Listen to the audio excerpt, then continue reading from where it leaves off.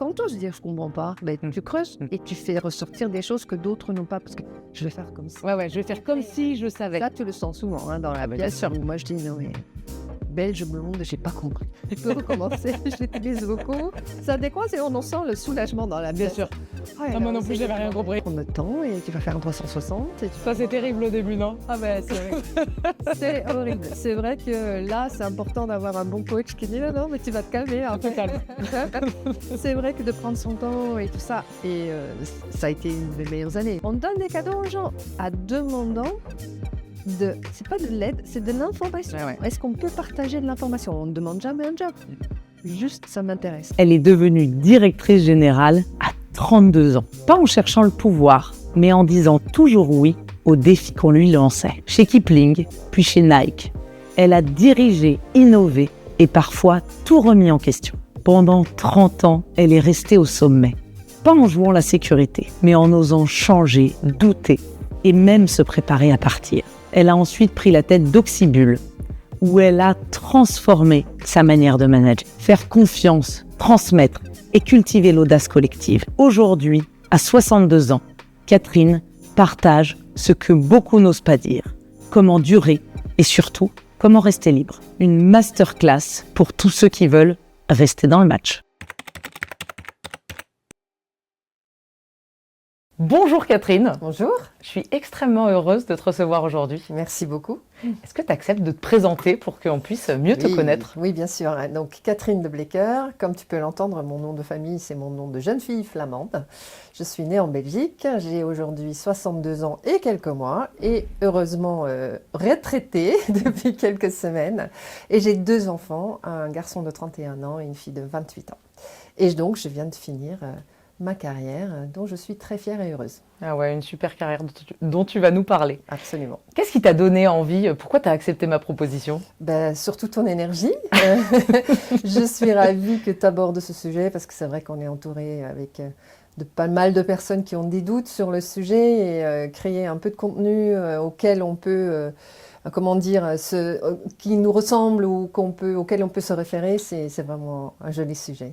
Bon, je suis sûre que l'émission va être absolument passionnante parce que tu as un franc-parler qui est sans égal. Et donc, on va dire que c'est le franc-parler belge qu'on me reproche souvent ou qu'on me dit « Ouais, mais toi, tu dis les choses. » Mais donc, clairement, apparemment, les Français disent que c'est en Belgique qu'on le fait le plus. Donc, peut-être. Bon, moi, je trouve que c'est une grande qualité.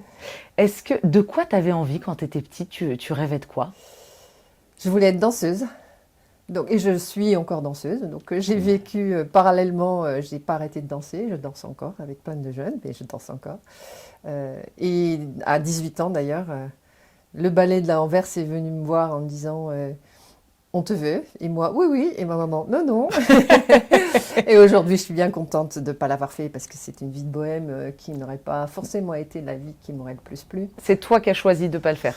Enfin, toi, avec ta famille. Voilà, avec ma famille et avec le recul, parce que c'est vrai que la famille dit d'abord un diplôme et puis on verra bien, mais j'ai dansé tout le temps en parallèle et je suis très heureuse comme ça. Donc tu danses, tu as dansé depuis toujours, tu danses depuis toujours. Tout le temps, voilà. Et donc je dis toujours dans une autre vie, je suis danseuse, voilà. Extraordinaire. Tu as eu une carrière de dirigeante extraordinaire. Comment tu as accédé à ces postes de direction? Comment tu as cultivé? Comment tu as construit ça? Je crois d'abord probablement avec la confiance qui m'a été un peu inculquée par ma maman, qui était une maman divorcée, qui éduquait toute seule ses 2 enfants, qui a recommencé ses études à 40 ans pour avoir un diplôme et travailler. Et donc qui m'a bien dit tu es capable, il faut te faire confiance, c'est que toi qui te diras ce que tu auras envie de faire. Et donc, bien sûr, il faut avoir un diplôme, pas être danseuse, il faut avoir un diplôme. Mais en tout cas, tout ça a été un peu écrit. Et après, j'ai fait un MBA en Belgique qui était très sélectif, qui m'a beaucoup aidé à aller dans cette voie-là. Donc pour moi, c'était, oui, très vite, on est directeur général, directrice générale, ou rien d'autre. Donc ça, c'était un peu écrit au début. On était quand même un peu dans... Il faut, mais j'ai choisi le marketing, par le biais de marketing, c'est arrivé. Et les choses, après, je les ai provoquées, forcément. Je suis partie très vite de la Belgique parce que j'étais impatiente. Je trouvais que ça n'allait pas assez vite. Et à 27 ans, je me suis dit, si je ne le fais pas maintenant, je ne le ferai jamais. Et je vais regretter toute ma vie. C'était assez drôle parce que J'ai commencé à postuler à l'étranger. En Angleterre, j'avais tout de suite un job, mais il n'y avait pas encore le tunnel. Et en France, c'était qu'est-ce qu'une petite Française sait faire mieux qu'une Belge qu'est-ce qu'une petite Belge sait faire mieux qu'une Française? Je parle 4 langues de plus que toi, mais je peux pas le dire. Bon, bref. Donc c'est vrai que c'était un peu écrit. Et après, je crois qu'on provoque aussi les rencontres qu'on a envie de provoquer. J'étais directrice générale à 32 ans. Et c'est aussi parce que voilà, c'était un ex-collègue belge qui m'a fait confiance. En me disant, il n'y a que toi qui sauras faire, on t'appelle pour que tu sois DG de Kipling à l'époque. France, et j'ai pas hésité en fait. Je crois qu'il y a aussi ça. C'est qu'à ce moment-là, j'ai pas hésité. T'as saisi. Je lui avais dit, je vais faire mon 2e enfant, pas de problème, ok, go. Voilà. Donc c'est vrai que le début a été important, je crois que c'est de confiance en soi pour le lancer. Et après, quand on est lancé, on continue la voie qu'on a envie d'avoir, quoi. Donc, tu as construit ta confiance, mais tu as trouvé de la confiance et des personnes qui ont cru en toi sur ton chemin. Exactement. Et des très jeunes sur ce type de rôle. C'est quand même vraiment Exactement. quelque chose. C'est vrai que je l'ai fait pendant 9 ans. Et il y a des moments, parce que la confiance, ça se construit, ça descend un peu, ça se reconstruit, ça descend un peu. Il y a des gens qui déconstruisent la confiance aussi, forcément. Mais effectivement, ce lancement a été très important pour moi. Et après, à partir de là, je fais ce que j'ai envie de faire. Il n'y avait plus aucun doute là-dessus. Parce que c'est vrai qu'à l'époque, Kipling avait changé de propriétaire avec quelqu'un. Mon père est toujours qui me dit, mais toi, tu vas toujours avoir raison. Je dis, toi aussi. Bon. Donc, du coup, je crois qu'en tout cas, les gens, quand on travaille avec des gens qui sont sûrs d'eux et alignés avec qui ils sont, on provoque cette envie de travailler avec eux, les gens s'accrochent à des gens qui ont confiance en eux. Donc du coup, après, une fois qu'on est lancé, il ne faut pas juste se laisser détruire cette confiance qu'on a en soi, et on en a sur le chemin. On en a sur le chemin des gens qui veulent la détruire? Ou des circonstances qui nous détruisent. Dans ma carrière, j'ai eu un plan social, j'avais 48 ans, je n'étais pas prête. Hein. Donc, c'est aussi un moment où on se dit, oups, mais là, il faut en être conscient, de dire, ok, c'est un obstacle dans ma vie, il faut que je reconstruise ce que j'avais, et puis on est reparti. Et donc tu as été directrice générale finalement pendant presque 30 ans. C'est dingue dans une carrière. Comment tu as évolué, j'allais dire, dans cette mission, dans cette fonction de directrice générale? Tu n'étais forcément pas la même à 32 et à 60 ans. Je peux te dire que non. Quand on a 32 ans, et puis c'était une fonction, oui, c'était directrice générale, mais il fallait vendre ou on crevait. Hein, donc on était plus sur la vente et c'était parfait parce que j'avais démarré par le marketing. Là, c'était, les équipes avec qui je bossais, c'était souvent des garçons parce que les représentants à l'époque, ils partaient quand même le lundi, revenaient le vendredi. On se vous voit, on s'embrasse pas, non ma cocotte, non, voilà. Donc il fallait que je crée cette hiérarchie qui pour moi naturellement est très compliquée en étant belge. Donc oui, donc ça s'est construit comme ça. Donc je me suis un peu imposée, mais en même temps, typiquement, je voulais pas qu'ils disent mais tu peux pas comprendre. Donc moi j'avais des clients aussi. Comme ça, ils disaient ouais mais ce produit-là il se vend pas. Ah si, mais moi j'en ai vendu, pourquoi, voilà. Et aussi, là je trouvais que c'était à cet âge-là très important. Donc beaucoup plus jeune que les personnes avec qui je bossais, hein, que je supervisais, c'était rester à sa place. Typiquement, si l'équipe commerciale avait envie de sortir après qu'on ait eu notre réunion, je restais jusqu'à 10h et après je les laissais entre eux. Faut pas non plus, voilà. C'était important de toujours garder cette frontière à un moment donné, de dire là je suis ton directeur, ta directrice, et du coup on garde quand même cette distance. Et on n'est pas copain-copine, ce qui est naturellement, j'aurais fait quand même à cet âge-là. Donc ça, c'était très important. Après, je suis partie chez Nike dans la World Company, donc là, c'était très différent. Et là, j'étais directrice générale d'une BU. Ce que je n'ai pas pensé à cette époque-là, parce qu'effectivement, quand on est toute seule, j'avais les propriétaires dans ma première fonction. Mais là, c'était hyper matriciel. Moi, je fonçais et j'ai jamais pensé à dire mes collègues, en fait, le directeur marketing, directeur des ventes, est-ce que je les ai embarqués? Ouais, est-ce que je les ai embarqués? Et là, j'étais presque arrogante et je l'ai su après. Ça m'étonne vachement de toi. Oui, alors, arrogante. Mais tout le monde évolue. C'est ça, c'est que je fonçais tellement que je trouvais que c'était une perte de temps de embarquer les personnes dont je n'avais pas besoin sur le moment.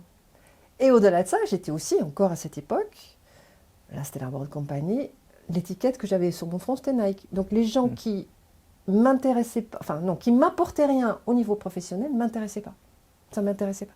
C'était, ma roadmap, c'est faire évoluer le business dont je m'occupe, et donc le reste, je le C'est ça, et un point, c'est tout. Donc oui, une arrogance. En fait, je l'analyse après comme une arrogance. Okay.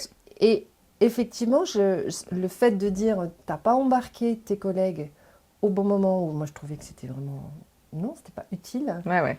J'ai bien compris après que c'est super important d'aussi passer du temps à embarquer des personnes qui ne sont pas directement reliées à ton projet. Donc Nike, plan social, bon ça c'est pas trop sûr, mais c'était 2008-2009, donc là c'était tout ce qui fait pas 1 milliard on ferme, bon ok, c'est un autre niveau, mais voilà, ça se fait. Et donc là effectivement je me suis perte de confiance, tu vas t'occuper de ton réseau quoi, c'est quoi ce mot, je connais pas. Et donc après une année d'outplacement, on pourra en reparler, là effectivement ça m'a complètement changé de prendre une direction, donc là je suis devenue directrice pas général marketing monde, mais donc j'avais quand même la moitié de la boîte sous ma référence. Là, j'ai complètement changé. J'étais plus du tout le même manager parce que grâce à cette autoréflexion, on va dire, je voyais bien que ce n'était plus moi qui devais pousser ou quoi que ce soit, c'était bottom-up. C'était plus du tout je descends l'information, c'était dire je fais confiance aux autres. Je suis beaucoup plus alignée avec ce que je suis. C'était une grande et importante phase dans ma carrière. C'est eux qui savent. Et je l'avais déjà commencé à apprendre chez Nike, c'est de dire, si on est convaincu d'une route à suivre, il vaut mieux que ça devienne bottom-up et pas de dire, voilà la route à suivre et je fais take-down.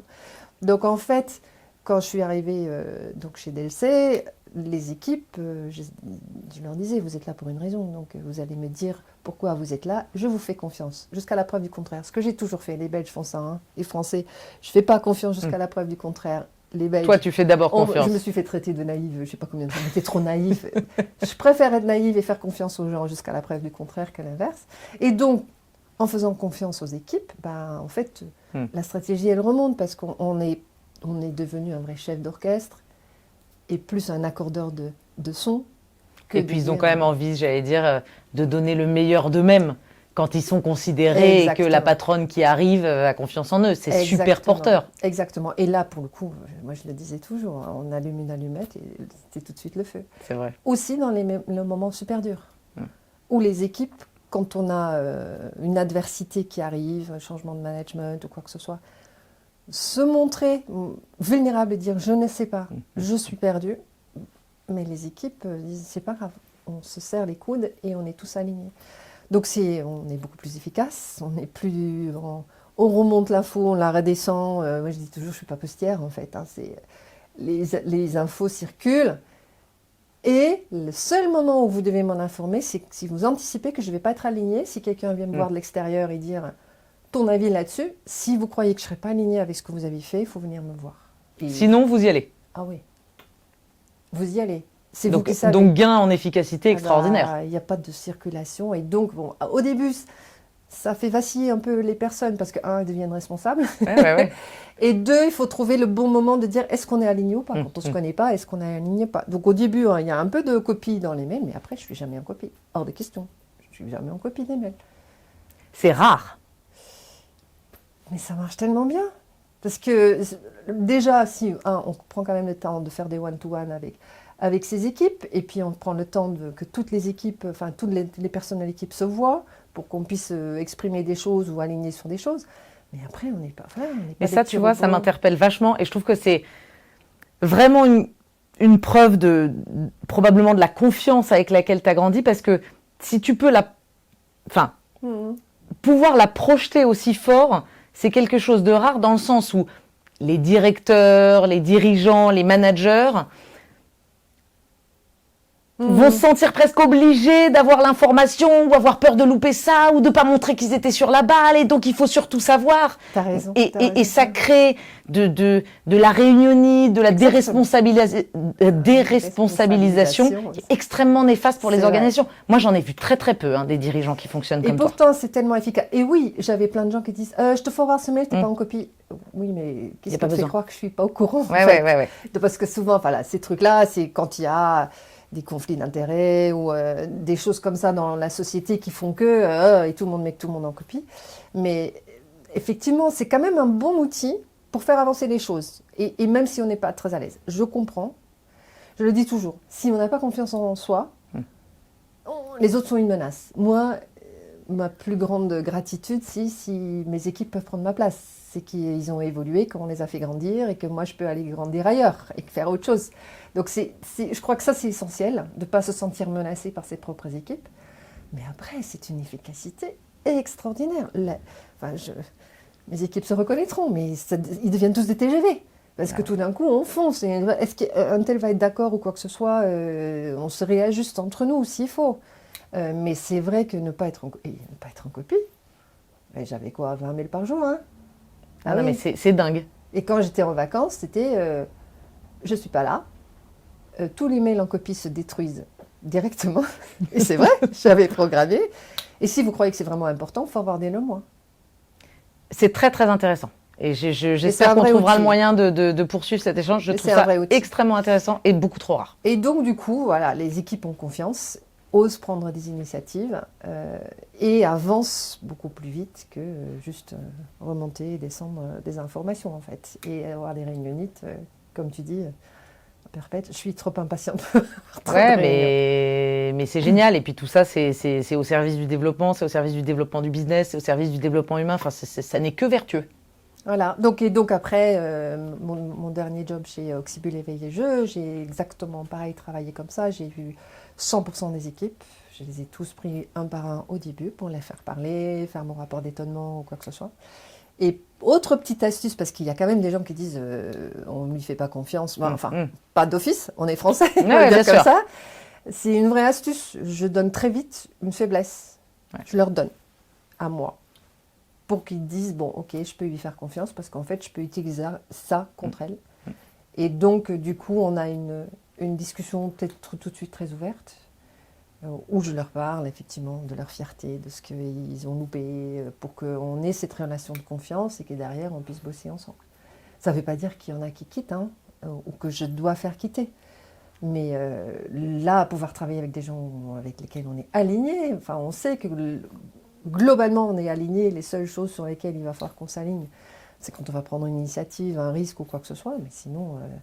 Et dans l'adversité, je me rappelle que quelqu'un m'avait dit à un moment donné, non mais c'est pas possible, 100% de tes équipes ils disent la même chose quand je leur pose la question. Et je dis mais en fait c'est naturel, vu qu'on est aligné sur la stratégie où on va, c'est naturel du coup. Et dans l'adversité, c'est vrai que je me rappelle physiquement, à un moment donné, un changement de management, un nouveau DG qui arrive, physiquement, c'était...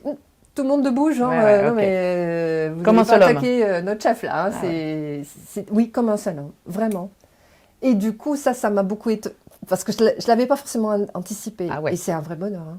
C'est un vrai cadeau, bonheur, de dire on apprécie nos collègues et nos équipes d'une toute autre manière, complètement plus humainement. Il y a toi, j'allais dire, pour continuer de creuser un peu une forme de recette et d'inspirer, parce que je trouve ça extraordinaire, il y a donc toi ce que tu projettes sur eux, et comment tu les fais fonctionner entre eux? Parce que les uns et les autres peuvent avoir envie de marcher, de valoriser, de moins valoriser. Comment tu faisais? Donc c'est vrai. Au début, c'est un peu compliqué parce que bien sûr, tout le monde, ils n'ont pas l'habitude. Et pourquoi moi, je dois passer, quand j'avais cross-fonction pour le produit, où je développais le produit, pourquoi un designer doit parler avec un technicien et avec la fille des réseaux sociaux et celle qui fait le web et la com et tout ça. Je me rappelle les designers, ils étaient en train de dessiner. Mais au fur et à mesure, c'est un peu je leur imposais. Pour le coup, là, c'était je veux que vous écoutiez, vivre la vie de chacun pour que... et ça, je l'ai fait. Hein. J'ai aussi, quand ça ne matchait vraiment pas, de dire ok, bah, prends le téléphone. Et toi, c'est toi qui réponds au téléphone ou au mail de la personne avec lesquelles tu te frottes pour que tu comprennes aussi les aléas qu'elle peut avoir, l'adversité qu'elle peut avoir, les soucis qu'elle peut avoir ou quoi que ce soit. Mais donc, au fur et à mesure, une fois que... En fait, c'est surtout pour que les gens comprennent les contraintes, les obstacles que chacun puisse avoir dans son job. Typiquement, entre un designer qui va dessiner un truc et le technicien va dire « mais c'est impossible à faire » ou quoi que ce soit. Ben, pourquoi c'est impossible? Pour ça, et qu'ils prennent le temps pour s'expliquer. C'est le manager qui doit le faire, de faire comprendre les jobs de chacun et pourquoi c'est important que ça fonctionne.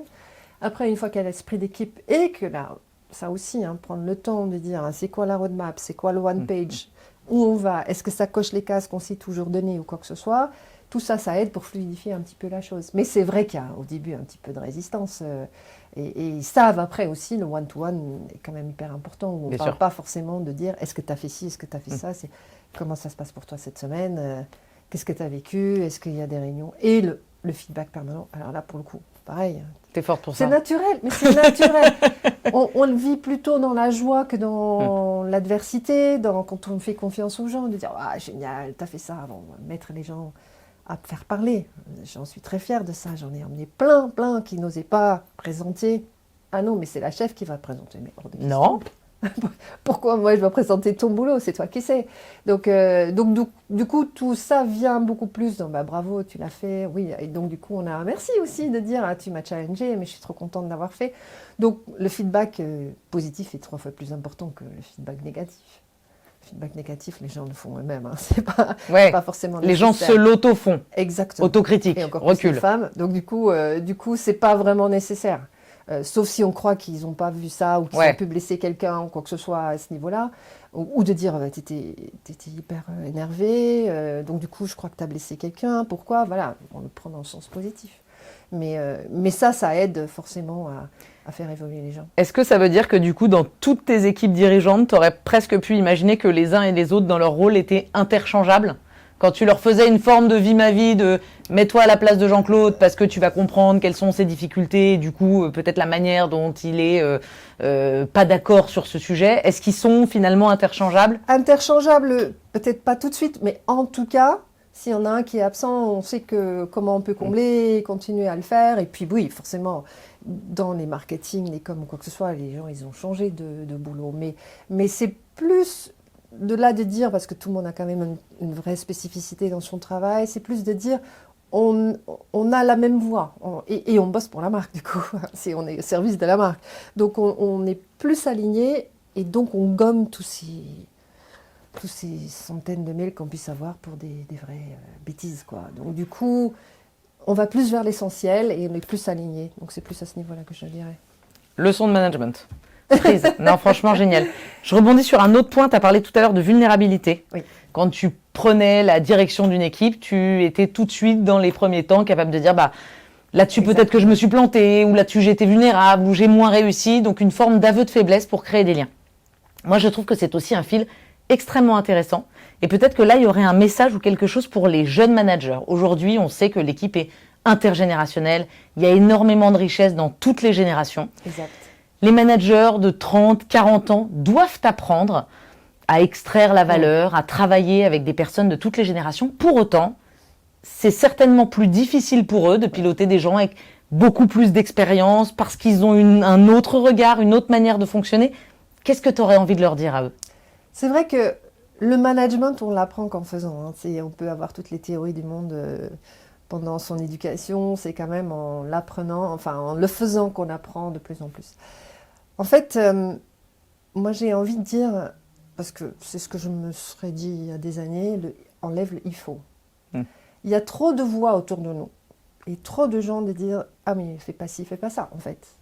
Et donc, dans notre éducation, les écoles, tout ça, c'est il faut faire ci, il faut faire ça, il faut faire ça. On ne se donne jamais le temps de dire « non mais je suis quoi vraiment? Je suis qui? C'est quoi mes forces ?» Pense surtout aux forces, pas forcément à tout ce qu'on ne sait pas faire. C'est quoi mes grandes forces?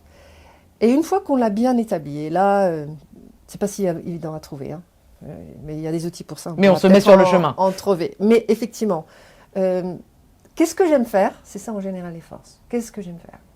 Et on a trop de sons autour de nous de dire pour faire ça, il faut que tu puisses faire ça, ça, ça, ça, ça, ça, ça, ça, ça, ça. Et donc, du coup, on va vouloir cocher des cases, je ne sais pas faire, donc du coup, je suis inquiète parce que si je dois manager des personnes qui savent mieux faire que moi, comment faire ou quoi que ce soit. Donc, d'abord cultiver ses forces et bien isoler ses forces et dire c'est là-dessus que je vais travailler. Et dire aux autres. Je te donne un exemple. Quand je suis arrivée chez Oxybus, je ne connaissais rien au produit, rien. Mais j'ai toujours dit, mais j'avais une personne qui connaissait le produit et qui était une des plus grandes spécialistes du jeu depuis 20 ans. Pourquoi je dois m'efforcer à y connaître quelque chose si j'ai une personne qui est parfaite pour ça? Donc en fait, de vouloir dire « ah non mais tu es dans le jouet, il va falloir que tu puisses avoir un discours », ben non en fait, moi je suis chef d'orchestre, je ne suis pas du tout là. Alors bien sûr, le jour où je dois me faire interviewer ou quoi que ce soit, mais je me fais briefer à ce niveau-là. Mais si c'est sur le produit, ce sera elle qui parlera, pas moi. Donc du coup, c'est dire c'est quoi ma valeur? À quoi je sers vraiment dans cette société? Si j'ai des forces, on va faire émerger les forces. Et moi, je vais compléter. Je vais compléter et surtout mettre en harmonie les forces que j'ai. Parce que ça, c'est pour rien. Donc, c'est là que je peux comprendre quand on est jeune de dire oh, mais j'ai un tel qui ne peut pas supporter un tel et à chaque fois. Donc ça, c'est un vrai sujet où il faut apprendre à manager les conflits et ce sujet-là. Mais sinon, et encore plus aujourd'hui, les jeunes managers qui arrivent, ils vivent quand même dans un autre monde que les personnes de 50 ans et plus. Les personnes de 50 ans et plus ont beaucoup plus une prise de hauteur, la stratégie. T'arrives, t'as 30 ans, ben désolé, je ne l'ai pas, je t'écoute. Par contre, intégrer l'intelligence artificielle, faciliter nos trucs, faire un PowerPoint ou quoi que ce soit, moi je sais faire. Donc aujourd'hui, enfin ça revient toujours sur le même sujet, hein, plus on est dans la diversité, mieux on performe. Ouais. Et donc en fait c'est juste ça qu'il faut accepter. Et oui, on est encore dans l'âge, il faut savoir parler, il faut savoir manager, il faut savoir tout faire. Non. Une fois qu'on accepte ça, en fait, on inspire confiance parce que, non, mais ça, je ne sais pas faire. Ouais, on est honnête moi, avec, moi je peux te dire, ils me connaissaient. Hein. Moi, alors, c'est pas que je ne sais pas faire, mais ça, j'aime pas faire. Ouais. C'est passer des heures sur des chiffres. Ça, je n'aime pas faire. Donc, moi, je disais, mais je suis arrivée dans des boîtes. Voilà, Catherine, ton budget.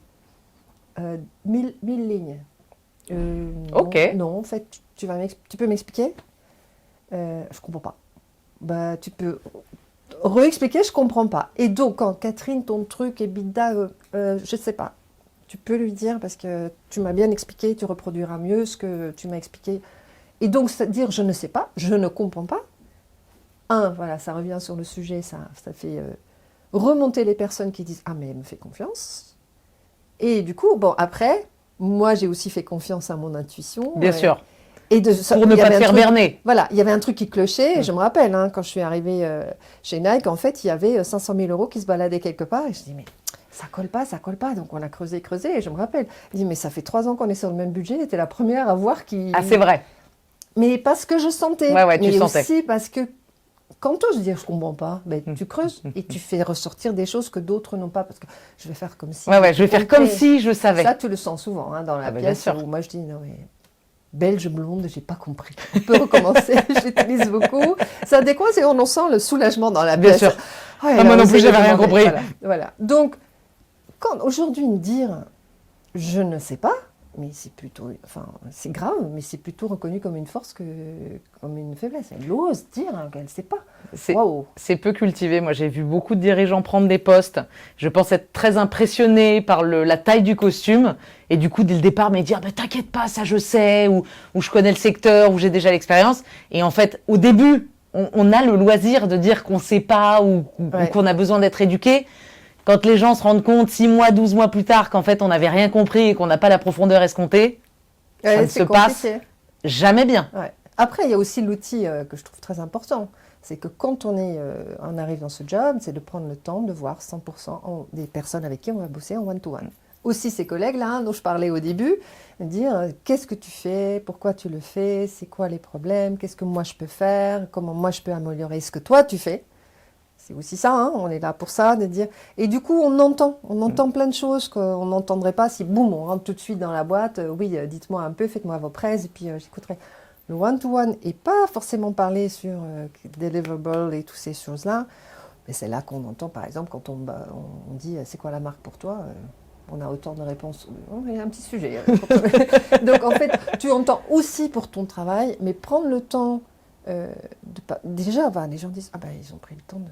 Moi, j'ai eu des gens qui disent mais jamais j'ai eu ça dans ma carrière. Quelqu'un qui prend le temps de m'écouter. Ah ouais. Mais c'est là qu'il y a l'info. Et du coup, on se positionne aussi. Je suis un nouveau manager. Je suis à ton écoute. On n'est pas. Tu as de la valeur. Prestation. Il faut montrer et tout ça. Et je sais pas. Demain, on arrive. Il faut faire plus 20 dans l'année qui suit. On va le faire ensemble. C'est pas. J'ai un peu besoin de toi. Comment il va faire le manager. C'est vraiment ça, de dire il faut que tout le monde adhère au sujet et que donc comment on peut le faire. Voilà. Tu as parlé de ton arrivée, donc de ton dernier rôle à la tête de Auxibus Éveillé Jeu et du fait que toi, tu n'avais pas d'expérience dans l'industrie, dans le secteur du jeu. C'est vrai. Comment tu as fait pour sortir des cases ? En France, on est super bon pour créer des cases et laisser les gens dedans. Ouais. Comment tu as fait, toi ? C'est vrai que le copier-coller, il est quand même très franco-français, je peux le dire, parce que je l'ai vécu Quand il y a eu le plan social chez Nike, on avait tous le même job dans tous les pays, on était très reliés, donc les autres, elles sont toutes parties. Il y en a une qui est partie chez Google, l'autre chez Coca, l'autre dans les casseroles, enfin rien à voir. Moi, c'est là que j'ai fait mon année d'outplacement et effectivement, j'ai pris le temps de voir tous les secteurs, mais finalement, je suis quand même revenue au bagage. Donc oui, Oxybul est vraiment, on va dire, une exception française, mais en même temps, le propriétaire de la société y est pour beaucoup, mais moi aussi, je suis pour quelque chose. Et en fait, pourquoi ? Parce que c'est moi qui ai décidé de partir chez Delsey parce que j'avais 54, et j'avais dit, voilà, ce sera mon dernier job, hein, ma dernière société, je veux vraiment rentrer dans une société où j'ai encore plus d'impact, mais d'impact sur des valeurs qui, à cette époque-là, étaient importantes pour moi, le reste, enfin, la suite du monde, l'écologie, les générations à venir. Donc, j'avais vraiment envie de travailler dans une société à impact. Et donc, je me suis fait accompagner pour travailler là-dessus. Isabelle Duchemin se reconnaîtra. Et pendant 1 an, j'ai fait des sujets de coaching pour savoir qu'est-ce que j'allais faire. Et donc, c'était super important. Au début, je suis arrivée sur il faut que je change parce qu'en tout cas, jusqu'à la fin de ma vie, je ne vais pas faire ce job. Parce que le job était fait, j'étais plus challengée. Et puis 2, je me dis, je ne vais pas, jusqu'à mes 62 ans, être directrice marketing monde, je ne vais plus voyager autant. Bon, bref. Donc, c'était mon choix. Et donc, j'étais très sur il faut que je change de job. Et donc, on a fait tout ce travail avec elle où elle a fait changer le ou en et. Très important. Mais aussi, elle a sorti des outils. C'est pour ça que je suis très fervente fan de coaching. Des outils qui m'ont fait dire à moi-même des choses que je n'aurais pas sorties moi-même. Et le meilleur exemple qu'elle m'a dit, et quand tu me vois, tu dis, oui, bien sûr, c'était qu'est-ce que j'aime faire, hein. On revient sur qu'est-ce que j'aime faire, donc qu'est-ce que je sais bien faire. Et donc, au lieu de dire c'est quoi les jobs dans lesquels je vais pouvoir me contorsionner pour le futur, ça n'était pas du tout dans la discussion, c'était qu'est-ce que tu aimes faire. Et une des choses qu'on a abordées sur qu'est-ce que tu aimes faire, c'est être sur scène. Et là, je lui dis, non mais je ne peux pas mettre ça sur ma job desk, être sur scène. Ça fait partie des éléments, être sur scène, c'est-à-dire être sur le devant, pas être forcément backstage, et donc faire avancer les choses et avoir représenter et voir de ce que je fais, l'impact, et ça c'est sûr, ça a été un fil rouge. Quand j'étais chez Nike, j'ai pris le underdog, à chaque fois je voulais voir ce que je faisais. Donc c'était posé, être sur scène. Et après, on a commencé à regarder qu'est-ce que ça peut être. Mais c'était quel job correspond à tous ces éléments-là. Je me fais contacter pas du tout pour Oxybul, mais pour le groupe ID Kids, auquel appartient Oxybul, pour remplacer la personne qui s'occupe d'une agence très intelligente. Ils ont une agence de communication interne, parce qu'ils ont plein de marques, ils ont 18 marques. Et donc, c'était donner l'input pour que les campagnes de communication, plateforme de marque, tous ces sujets-là, soient nourris par une agence interne. J'ai fait tous les entretiens avec les propriétaires et tout ça. Et à la fin, j'ai croisé la job desk sur ce sujet avec mes éléments. Et en fait, ça collait pas. Ça collait pas parce que c'était pas être sur scène, c'était un job à Lille. Il y avait plein de sujets qui ne collaient pas. Et donc, je leur ai dit, ça me crève le cœur. Ça me crève vraiment le cœur parce que j'ai tellement envie de bosser dans ce groupe qui, Act for Kids, donc l'impact, on s'occupe des enfants, bref, il y a plein de sujets, les valeurs collaient parfaitement avec les miennes. Mais j'ai dit non. Mais j'ai pu leur expliquer pourquoi. T'as expliqué. Pourquoi non. Et donc, ce job-là était beaucoup plus relié avec ce que je faisais déjà avant, parce que c'était l'input, la plateforme de marque, enfin tout ce que j'avais fait chez Delsey. Donc ça, c'était très relié. Et donc, on s'est quitté là-dessus, dommage, et on est parti là-dessus. Et 2 mois plus tard, on m'a appelé en disant, écoute, tu as dit que pour cette raison-là, le job chez Oxybul est dispo, il est pour toi. Et en fait, oui, parce que être sur le devant de la scène, faire avancer la marque, avoir un impact et tout ça, mais le deal était réglé en 10 minutes, quoi, parce que tout d'un coup, ça collait. Donc en fait, tu vois, c'est 2 choses. C'est de dire, qu'est-ce que tu veux, qu'est-ce que tu es, qu'est-ce que tu sais faire, qui se croise après avec le reste n'a plus d'importance, en fait, parce qu'on match. Il y a ta coach, donc Isabelle, qui t'a appris à basculer de il faut à qu'est-ce que j'aime et du coup dans quoi j'ai envie de me développer. Mais il y a aussi ce que toi t'as fait. Bien sûr. Expliquer. Je dis non En crève-cœur, mais parce Exactement. que ça et ça. Donc prendre le temps, synthétiser, l'exprimer, enfin, ça me semble être une clé aussi absolument passionnante. Absolument. Parce qu'en fait, bah oui, c'est peut-être pas cette opportunité, mais du coup, ils ont eu l'intelligence de réfléchir et le matching a été extraordinaire. Enfin, je crois que tu t'es éclaté dans ton Mais rôle. totalement, totalement. Et c'est vrai qu'en fait, c'est ça qui est très important hein, pour les personnes qui coincent un peu là-dessus, c'est de dire mon alignement. On a trop de voix autour qui disent ah non mais tu vas jamais retrouver un boulot. Ah ben non, le marketing tu pourras plus faire. Ah ben non, t'es pas forte en finance, tu pourras pas. En fait, c'est pas ça le sujet. C'est de dire qu'est-ce que j'aime faire. Et là, le aimer faire, c'est notre plus grand talent. En fait, il ne faut pas chercher. Hein. Ce qu'on aime faire, on sait faire. Hein. Donc, en fait, qu'est-ce que j'aime faire? C'est pas, ça aurait pu être, j'adore être danseuse. Est-ce que, voilà, moi, je vais devenir prof de danse?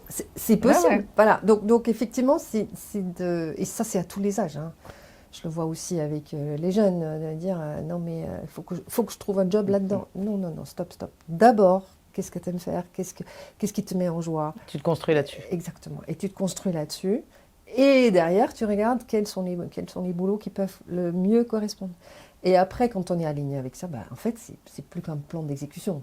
Après, c'est facile, parce qu'après, ça roule, vu qu'on est naturel. à l'aise. Voilà, exactement. Et c'est pas aïe aïe aïe. Et puis, bon, ça, je sais pas faire. Quand je suis arrivée chez Oxybul, j'ai clairement expliqué qui j'étais et qu'ils n'allaient plus me changer. Que j'allais devant de scène, que j'allais parler pour la marque, et j'allais être sur les plateaux télé, que j'allais faire confiance aux équipes. Tout ça a été expliqué. On signe en bas à droite, les deux. Et ça roule. Ça roule en fait. Après, toi, typiquement, j'ai dit aussi, j'attends rien de mon patron. J'attends rien. Mais quand j'aurai besoin de toi, tu as intérêt à être là. C'est bien pour un patron de savoir ça. Mais tu vois, ça aussi, de dire, ah non, mais je vis en fonction de mon patron. Non, non. On vit en fonction de sa roadmap, de ce qui on est ou quoi que ce soit, et on l'explique clairement. Les gens adorent quand même être avec des gens où c'est clair. Mais bien sûr. Et du coup, sur lesquels ils peuvent s'appuyer, ils savent sur quoi s'appuyer. Ils savent quand c'est, mais non, ça, je ne sais pas faire. Ah non, mais la clarté, c'est une des valeurs mais cardinales dans l'entreprise. Rien de pire qu'une direction qui change, qui vacille, que quelque chose de flou. C'est épouvantable. Tu l'as dit, je suis une grande fan du coaching.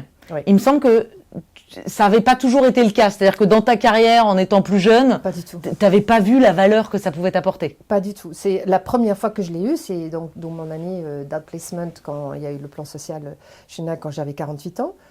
Et ça m'a ouvert les yeux. Donc, tu as démarré un outplacement parce que c'était dans le package avec l'entreprise. Ce n'était pas forcément ta volonté première. Absolument. Mais ça a été très fondateur. Encore, parce et tu les je me remercies rappelle encore. les RH qui avaient dit, tu négocies ce que tu voudras, mais ce sera en tout cas un outplacement. Ça a été la première fois de ma vie que je me suis donné. Alors, bien sûr, non, j'exagère, parce que forcément, j'ai eu chez Nike des magnifiques séminaires et tout ça. Oui, plus sur le coworking et ces sujets-là. Mais là, c'était pour toi. Moi, c'était la première fois de ma vie. Où j'ai pris de la hauteur, le temps. Alors que moi, c'était allez hop, nouveau boulot, hein, direct, il faut. Ah bah oui, quand même. Bien sûr, qui J'étais un peu perdue c'est le réflexe sur le sujet. classique, hein. Exactement. Donc c'est vrai que c'était plus ah ben non, on va prendre notre temps et tu vas faire un 360 et tu vas. Ça c'est terrible au début, non? Ah ben c'est horrible. C'est horrible. C'est vrai que là, c'est important d'avoir un bon coach qui dit non, mais tu vas te calmer. Tu te calmes. C'est vrai que de prendre son temps et tout ça. Et ça a été une de mes meilleures années parce qu'il y a quelqu'un qui m'a dit aussi il faut que tu fasses ce que tu as toujours dit, je vais le faire un jour, mais j'aurai pas le temps. C'est le moment de le faire. Donc moi qui étais danseuse, j'ai commencé le piano. Énorme. Donc voilà. Mais donc tout ça pour dire qu'effectivement, le coaching, ça a été une vraie révélation. C'est là que il y a eu vraiment le changement dans ma tête aussi de dire, en fait, je ne suis plus, et donc probablement un bon boost de confiance aussi, je n'existe plus à travers de la boîte pour laquelle je travaille. C'est un vrai sujet sur LinkedIn d'ailleurs. Je me rappelle d'avoir avec les personnes qui bossent sur LinkedIn, de dire oui, connectez-vous c'est avec les gens avec qui vous travaillez. Et donc, à chaque fois, quand j'arrive dans une société, les gens se connectent. Je dis non, je ne te connecte pas parce que en fait, je suis là. Donc, tu n'as pas besoin de me parler par LinkedIn. Mais les gens ne comprenaient pas, en fait, de dire. Et d'ailleurs, c'est vrai, hein, c'est passé vraiment à cette époque-là. J'ai dit, c'est Catherine de Blicker. Ce n'est pas la société pour laquelle elle travaille. Alors ça, c'est un point très important. Et tu vois, souvent dans les conférences que je fais, je parle quand même, je pense que LinkedIn est de toute évidence devenu un outil incontournable et que chacun doit travailler quand même son image, ce qu'il projette, son expertise, ce qu'il sait faire parce qu'on ne sait pas de quoi sera fait demain et parce qu'on a Absolument. tous besoin de construire notre chemin. Et beaucoup me disent, en fait, moi, je suis sur LinkedIn quelque part pour représenter l'entreprise dans laquelle je travaille et donc je ne me sens pas légitime à porter mon expertise peut-être sur un marché, sur une autre Exactement. industrie, sur une passion. Je n'ose pas le faire. C'est très dommage. Totalement. Et pourquoi ils n'osent pas le faire, hein? Ils n'ont pas signé un contrat avec la société pour laquelle ils bossent, de dire tu peux pas dire ci, tu peux pas dire ça. Et donc, mais c'est vrai, hein, il y a des vents qui disent non, mais tu devrais reposter ci ou ça. Si je veux. Ouais. Si t'es convaincu, c'est super. Si je veux, si c'est aligné avec ce que moi je vais exprimer aujourd'hui, moi, Catherine de Blecker, par ce réseau-là. On ne te demande pas non plus de dire bah, il faut que tu postes ça sur ton Insta ou je sais pas quoi. Enfin, à un moment donné, c'est moi. Et donc ça a beaucoup, beaucoup changé aussi ce coaching-là, de dire en fait, c'est moi qui existe, c'est moi. Et du coup, l'ouverture vis-à-vis de tout et tout le monde. Tu sais, quand on te dit le réseau, ça peut être aussi les concierges de ton bâtiment. Ah, mais moi, je pense que le réseau, c'est tout le monde et à considérer avec la même valeur. Exactement. Ça, tu le dis parfaitement. C'est exactement ce qui s'est passé dans ma tête. Et donc, par ce coaching-là, je me suis vraiment ouvert. Voilà, j'étais plus juste en train de vivre pour ma boîte et faire avancer la stratégie de ma boîte. C'était moi, en fait. C'était d'abord moi. Et le reste, je m'exprime à travers ce job-là. Et je me fais plaisir à travers ce job-là. Et donc, forcément, du coup, la société pour laquelle on bosse, l'environnement dans lequel on bosse, c'est important. Bien sûr. Mais qu'est-ce qu'on se fait plaisir? Ah, c'est beau ça. Et donc, et ça, c'est vraiment se connaître et savoir, et connaître sa valeur, du coup. De dire, c'est ça que je vaux, c'est ça que je peux vendre si je cherche un boulot ou quoi que ce soit. Et l'autre sujet, c'est à ce moment-là, pareil, merci coach, Jean-Noël, de prendre le temps de dire, ok, ça m'intéresse, ok, je vais le faire. Je te donne un exemple, parce que je sais que beaucoup de gens disent changer de secteur ou il faut, je ne vais pas trouver ce truc-là. J'avais donc 48 ans, toute ma vie, je m'étais dit, oh, ce serait quand même bien de bosser dans le luxe. Parce que je trouvais que c'était parfait, le produit, tout était parfait, et tout ce que je n'avais pas toujours vécu dans ma carrière, et de dire, j'adorerais faire. Ben, j'ai pris le temps de rencontrer, je sais plus, plusieurs dizaines de personnes qui bossaient dans le luxe. 100% de ces personnes que je ne connaissais pas avant, avec qui j'ai fait du réseau, me confirmaient que j'avais vraiment pas le caractère pour bosser dans le luxe. Et j'en ai fait mon deuil. Je ne suis pas aujourd'hui de dire, oh, dommage, j'ai jamais j'aurais bossé dû. dans le luxe. Ouais. J'ai compris pourquoi. J'avais pas la patience, ni la politique, ni voilà, de dire. Mais Oui, peut-être moins le côté policé. Probablement. Enfin, Mais ça c'était tombe à bien. l'époque. C'était à l'époque. Mais en tout cas, à cette époque-là, j'ai validé de dire, ok. Donc, se donner aussi le temps de dire, ah, ce serait bien si, et il faut, mais je vais le valider, je vais faire du réseau, je vais parler avec des personnes, les écouter, et derrière de dire, ok, c'est pas pour moi. En plus, je l'entends souvent et j'ai le sentiment que si tu envoies une sollicitation alors que tu es un réseau ou pas de réseau, il y a quand même beaucoup de gens qui vont te répondre positivement et qui vont donner du temps. Ne m'emmène pas là-dessus, parce que là, tu vas pas m'arrêter. Je sens qu'il y a trop de sujets, Catherine. Je te dis beaucoup. Moi, je t'ai dit Tous. 99,9%. Ah ouais. Ah ouais. Et pourquoi je le dis? Je donne des cours à Dauphine. Les jeunes doivent trouver une alternance. Oh oui, mais je vais quand même pas déranger les gens à leur demander est-ce qu'ils ont un job. Et je dis, non, enfin, c'est pas ça. Non, mais c'est pas ça. En fait, le réseau, c'est ton job m'intéresse, ta boîte m'intéresse. Est-ce que tu peux partager un peu de temps? Et à chaque fois, j'explique. Quel est le meilleur moment de notre journée? Notre journée, c'est quand on a fait avancer quelqu'un. Donc en fait, je leur dis, en fait, vous rendez les gens heureux à leur demander des informations. Parce qu'aujourd'hui, ce soir, on va dire, ah ben j'ai vu une jeune étudiante ou un jeune étudiant, j'ai pu lui expliquer ce que c'est, j'ai pu clarifier la chose. Et c'est comme ça qu'on fait du réseau. C'est un cadeau. On donne des cadeaux aux gens, à demandant c'est pas de l'aide, c'est de l'information. Ouais. Est-ce qu'on peut partager de l'information? On ne demande jamais un job. Juste, ça m'intéresse. Et moi, je me suis fait plaisir cette année-là. J'ai fait un réseau de dingue parce que je disais, ok, maintenant je coche le luxe. Je coche la parfumerie. J'ai rencontré une RH d'une grande société de parfumerie qui m'ouvre, donc à cette époque-là, la porte et qui dit enchantée, ravie de vous rencontrer. Je vous dis tout de suite, dans la parfumerie, on fait que du copier-coller. Donc, vous n'aurez jamais un job dans la parfumerie. Et donc là, je lui dis, du coup, pourquoi vous m'avez accepté je voulais savoir qui était la personne qui a forcé ma porte. Parce que c'était un copain qui a dit, il faut absolument que tu la Ok, d'accord. Mais pareil, j'ai appris des choses. Ah ouais. Parce que du coup, je comprenais comment marchait ce marché-là, de la beauté et du parfum. J'ai fait les chaussures, le prêt-à-porter. Enfin, j'ai tout fait. Je l'avais fait par secteur. Ouais. Et quand j'avais fait le tour, donc finalement, je suis quand même revenue dans les bagages. Mais la seule et unique raison pourquoi j'étais prête à le faire, sinon j'aurais refusé le job, c'est que ça a rajouté, parce que j'étais déjà dans le bagage, mais j'ai fait développement produit, communication mondiale. Et du coup, voilà, je me suis éclatée. Waouh. Mais pouvoir avoir le luxe de se donner le temps et de dire je vais explorer en fait. Mais j'avais 3-4 rendez-vous par jour. Ah non, mais J'ai vu 180 personnes en 3 mois. c'est d'une part génial. C'est génial. D'autre part, intellectuellement extrêmement nourrissant. Incroyable. Et puis, j'allais dire, dans un moment qui est peut-être un peu d'incertitude, en fait, tu as quand même ton bâton de pèlerin, tu progresses, et c'est des contacts que tu gardes. Ah, mais c'est sûr. C'est précieux. Encore aujourd'hui. Et puis, le réseau me l'a bien rendu, je le rends aujourd'hui. Bah, bien sûr. C'est sûr. Mais effectivement, c'est des super rencontres. Et les gens, moi, j'ai rencontré des grands DG de grosses sociétés. Je me rappelle une copine qui était dans un bureau d'avocat qui dit « Mais comment tu l'as rencontré? Je bosse pour lui depuis 20 ans, je ne l'ai jamais rencontré. » Mais non. Je dis « Mais tu l'as demandé ?» Ouais, tu lui as écrit, tu lui as demandé. Voilà, c'est ça. C'est que les gens disent pourquoi pas. Et c'est vrai qu'on tombe parfois au bon moment, au bon endroit. J'ai des sociétés de multinationales, je sortais de chez Nike qui réfléchissaient de dire j'ai plein de marques, est-ce que la plateforme sport, je dois la mettre ensemble. Donc en fait, c'était pour des échanges. Mais j'ai fait des rencontres extraordinaires. C'est génial. Qui me disent encore bonne année aujourd'hui. Donc C'est vrai que c'est vraiment un vrai plaisir à ce niveau-là. Catherine, quelle est la compétence qui t'a le plus servi pour mener cette superbe carrière? je crois que c'est la connaissance de moi et l'empathie et la connaissance que j'ai pour les autres. Mais pour t'expliquer ça, il faut que je te parle de quelque chose qui a changé ma vie. Quand je suis arrivée chez Oxybul, j'ai appris que la raison d'être de la marque était la théorie des 8 intelligences de Howard Gardner de 89. Tu connais? Je ne connais pas. Donc, il faut absolument aller le voir parce que c'est un life changer. En fait, donc cette théorie explique que quand on est né, on est avec 8 intelligences. Après, il y a des discussions 9, 10, 8 intelligences qui demandent qu'à être éveillées et développées.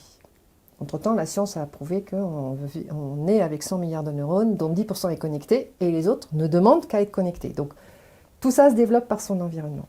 Mais une fois qu'on les met dans 8 cases, ça va clarifier la chose.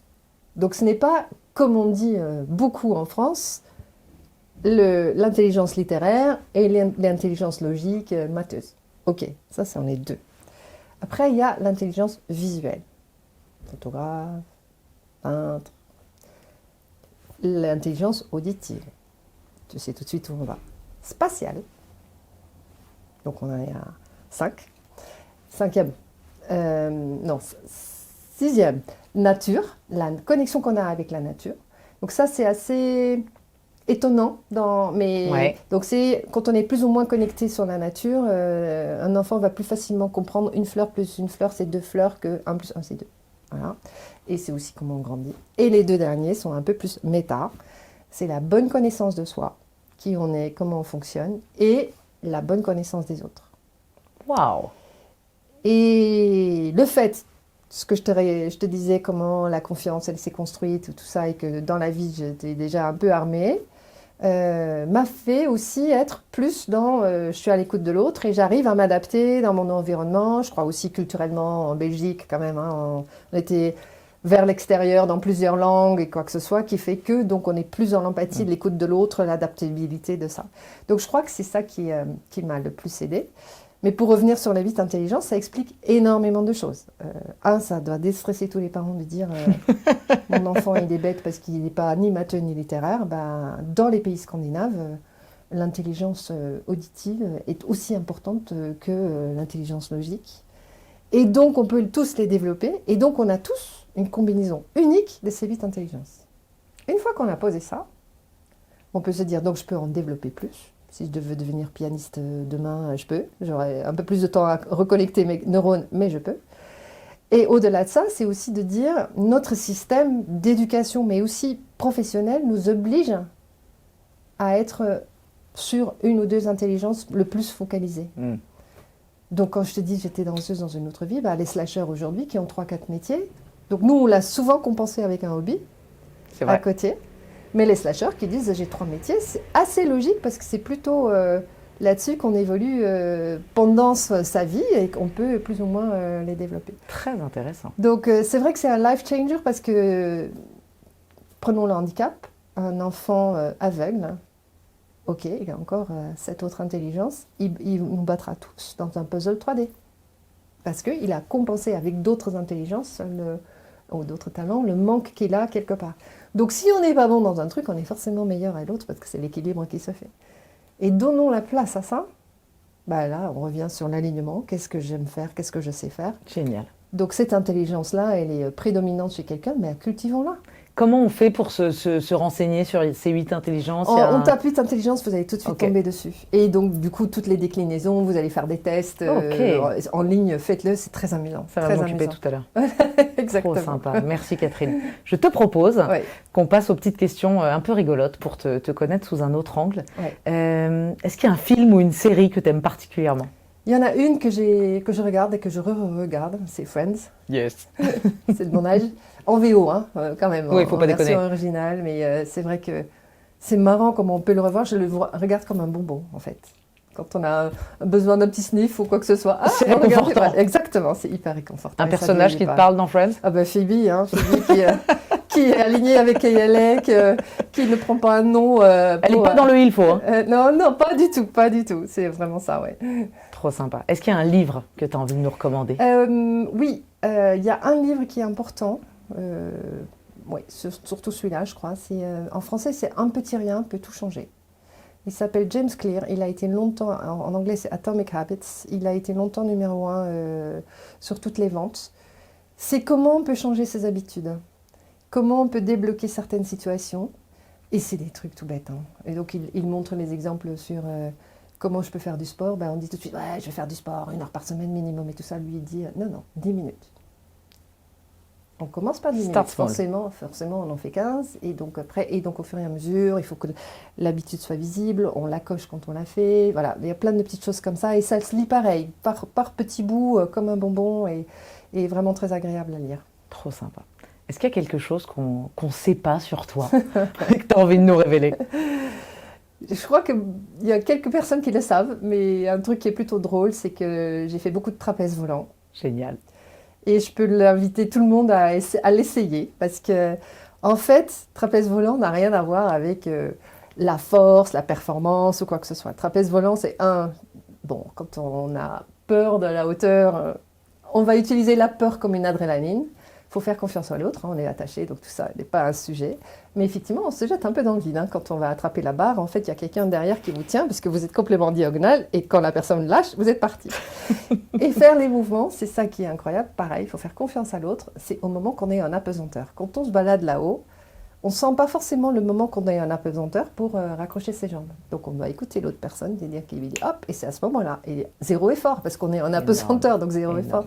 Après, quand ils disent lâche la barre, et se laisser aller qu'on se fait attraper par l'autre trapéziste, c'est juste incroyable. C'est une victoire sur soi, en fait, de dire des choses complètement, de dire mais jamais je vais y arriver, qui sont hyper faciles à faire. Je l'ai refait, j'en ai fait énormément, et j'en ai refait il y a quelques années, et j'ai retrouvé les sensations. C'est vrai. Et le plaisir de se dire, en fait, voilà, il faut juste écouter l'autre, et on y arrive, c'est vraiment super. Tu as déjà emmené tes équipes à découvrir Oui. cette façon. Oh là là là là. C'est vrai qu'à un moment donné, quand j'en faisais beaucoup, et j'étais chez Kipling, j'ai emmené toute l'équipe commerciale, il n'y avait que des garçons et une fille. Et je me rappelle, je leur avais dit, vous êtes juste en jogging, cool, relax. Mais il y avait plus grand monde quand ils sont venus y aller. Et comme par hasard, c'est une fille qui a dit, non, mais c'est moi qui démarre. Et puis tout d'un coup, la fierté, c'est, non, mais il faut qu'on y arrive aussi. On y va. Elle est arrivée. Exactement. Ça doit être une belle expérience d'équipe, ça. Super. C'est vraiment... Et pour soi-même, hein, de dire, encore une fois, on a peur d'eux, on va, parce que moi je dis toujours, c'est de l'adrénaline. On a besoin d'adrénaline pour pouvoir bien prester bien et sûr. tout ça. Et donc, du coup, c'est un super exercice à faire.